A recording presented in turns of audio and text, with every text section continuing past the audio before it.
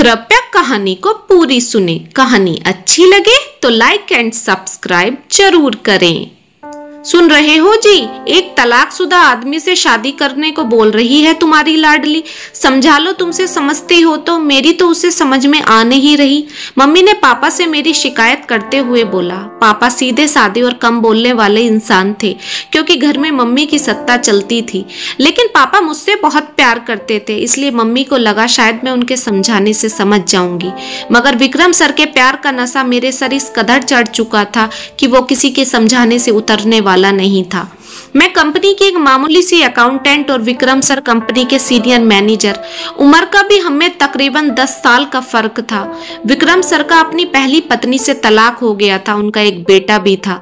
लेकिन विक्रम सर में मुझे जाने क्या दिखा जो मैं उनके प्यार में पागल हो गई और उनसे शादी करने की ठान ली। पापा मम्मी के लाख मना करने के बाद भी मैंने विक्रम सर से शादी कर ली। जब मैं दुल्हन बनकर विक्रम सर के घर आई तो उनका घर उनकी पहली पत्नी के सामान से भरा पड़ा था। मेरा सबसे पहला काम था उनकी पहली पत्नी के सामान को घर से बाहर निकालना। सबसे पहले ड्राइंग रूम में उनकी पहली पत्नी के साथ उनकी फैमिली फोटो लगी थी, मैंने उसको ही उतारा। ये क्या कर रही हो मनस्वी तुम? विक्रम सर ने मुझ पर थोड़ा गुस्सा होते हुए पूछा। अरे विक्रम, यहाँ मैं मेरी और तुम्हारी फोटो लगाऊंगी।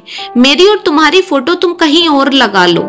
इस फोटो में मेरे मम्मी पापा हैं, इसलिए मैंने ये फोटो नहीं हटाया। विक्रम ने फोटो दोबारा दीवार पर लगाते हुए बोला। विक्रम की पहली पत्नी की फोटो ड्राइंग रूम के एकदम सेंटर में लगी हुई थी। ना चाहते हुए भी मुझे हर वक्त वो फोटो देखनी पड़ती थी। मेरा अगला काम था घर के पर्दे, बेडशीट और क्रॉकरी को बदलना, जो कि उनकी पहली पत्नी की पसंद का था। मनस्वी, मुझे फिजूल खर्ची बिल्कुल पसंद नहीं। जब अच्छे खासे पर्दे, बेडशीट और क्रॉकरी है तो इसे बदलने की क्या जरूरत है? विक्रम सर ने एक बार फिर मेरा प्लान फेल कर दिया। एक बार फिर मैं खून का घूंट भर कर रह गई। एक रोज मैंने विक्रम को नाश्ते में इडली बनाकर दी। मनस्वी, क्या बकवास इडली बनाई है। स्वाति कितनी अच्छी इडली बनाती थी, पेट भर जाता था मगर मन नहीं भरता था। तुमसे खाना बनाना आता भी है या नहीं? विक्रम ने इडली की प्लेट को साइड में खिसकाते हुए बोला।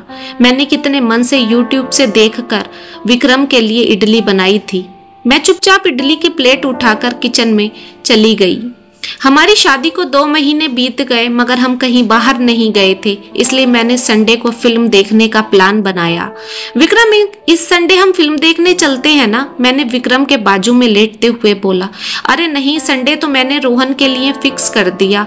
उसकी कल कॉल आई थी, पापा संडे मेरे साथ स्पेंड किया करो।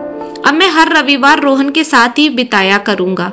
मैं और स्वाति बेशक अलग हो गए, मगर इसका फर्क हमारे बेटे की परवरिश पर नहीं पड़ना चाहिए। हम दोनों ने मिलकर ये फैसला किया है। तो तुम हर संडे रोहन के पास जाया करोगे? मैंने हैरान होते हुए पूछा। हाँ, कभी मैं उसके पास चला जाया करूंगा और कभी उसे यहाँ बुला लिया करूंगा।